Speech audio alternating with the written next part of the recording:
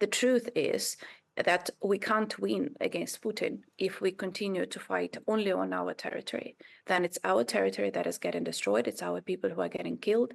And we only hit the missiles instead of attacking their airfields, instead of undermining their capacity to attack us.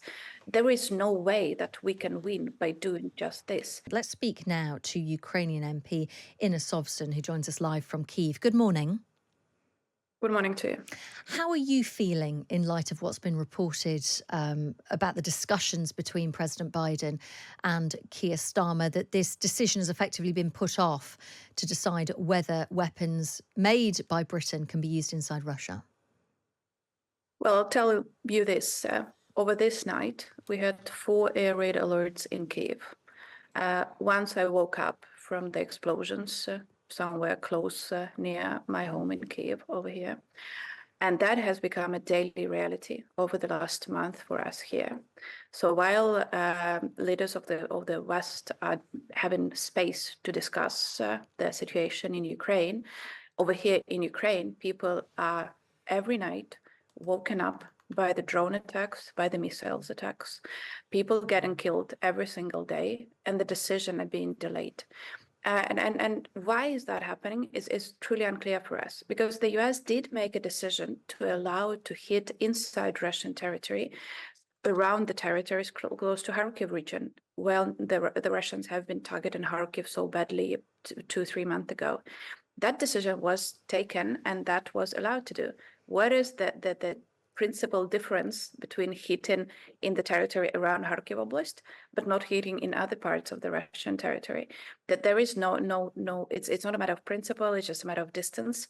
So it shouldn't be that long to take this decision. But unfortunately, it is taking this long. And unfortunately, this means lives are being taken over here in Ukraine because the decisions are being delayed. Keir Starmer has made it clear that he does back the move. So far, President Biden isn't giving his support. Asked if he was intimidated by Vladimir Putin's threats of a potential war with NATO, Keir Starmer said the quickest way to resolve the war in Ukraine lies through what Putin actually does. Do you think the US and the UK have been intimidated by Putin's words? Well, let's look at the facts. The US, to the lesser extent, the UK actually, but the US have been taken very long to decide on the use of different types of weapons, on the supply of different types of weapon over here for the fight in Ukraine. Only recently we got the F-16s. Only recently we got to the permission to hit at least around the Kharkiv region. So what are the reasons for that to happen, if not being intimidated? There are no other reasons for taking that long to decide on those issues, unless they've been intimidated by Putin. And the problem with that is that Putin feels that he understands fear. He understands when people are acting based on their fear, and that is when he is not scared.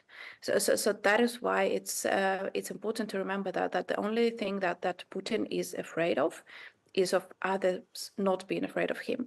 And that is what needs to be shown by the Western leaders. But unfortunately, this is not what we're seeing right now. Could it also be that President Biden is in his final months in office? We know that there is a US presidential election, you know this only too well, in November, and Biden is not standing to be re-elected. So there is a possibility that President Biden thinks, actually, this isn't a decision, such a huge decision, that we're being told that Putin is effectively saying the US and Britain would be at war with Russia if this was allowed to go ahead. That maybe Biden thinks this isn't a choice that I should be making. This is a decision that should be made by the next president of the United States. Well, I clearly do not know what is in the head of President Biden. But you know what I mean? I just mean that is a reasonable assumption that could be a thought of his. There will be no new president in the United States for the next 4 months. 4 months is a very long period of time.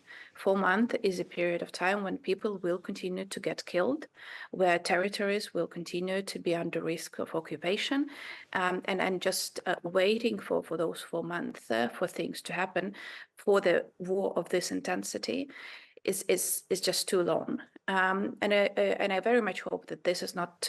I understand that this might be part of the thinking of President Biden, but I also think that when a leader of a country thinks about making decisions like this, he does think about the national interest and the national interest of the United States, whoever the president is, and the national interest of the United Kingdom, the national interest of the European Union is to stop this authoritarian from moving across Europe and across the world, to stop Putin from showing strength around the world, to stop Putin from showing that democracies don't work, that democracies can't fight back.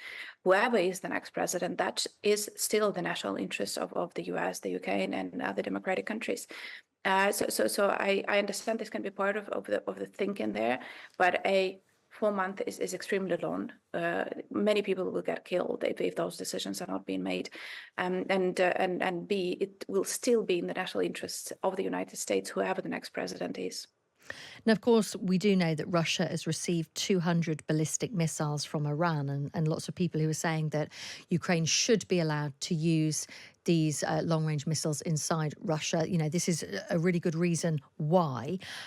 We do know, of course, that there is a meeting of the UN at which, you know, Keir Starmer and Biden are going to come together again in a little over a week's time. It's not like Biden has said absolutely not to this. There is a chance that maybe this has just been delayed. I'm sure it will be discussed again at the UN meeting in a week or so's time. Presumably, you're hopeful that their minds will be changed, that Biden will come on board. Well, there is always hope.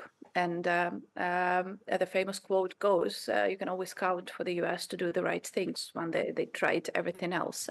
So I very much hope that this will be the decision that will be made, because the truth is that we can't win against Putin if we continue to fight only on our territory. Then it's our territory that is getting destroyed. It's our people who are getting killed. And we only hit the missiles instead of attacking their airfields, instead of undermining their capacity to attack us. There is no way that we can win by doing just this. That is why it's so critical that those decisions are being made. Otherwise, there is no path to victory. Then all the words that President Biden, that Keir Starmer are saying about we will not allow for Putin to win, then those words don't mean much, because we can't win unless we take part of the war into the Russian territory. No major country won at war against another country without doing exactly that. So of course we are hopeful. It just what I am concerned with is that the decisions are being dragged for so long, and it takes so long that so many people are just getting killed and driven out of the country because of the hits to the energy system, people living without electricity, territories being destroyed, and all of that. It just, the longer it takes, the more damage is being done to Ukraine, and I don't know to what extent that damage is reparable for the future.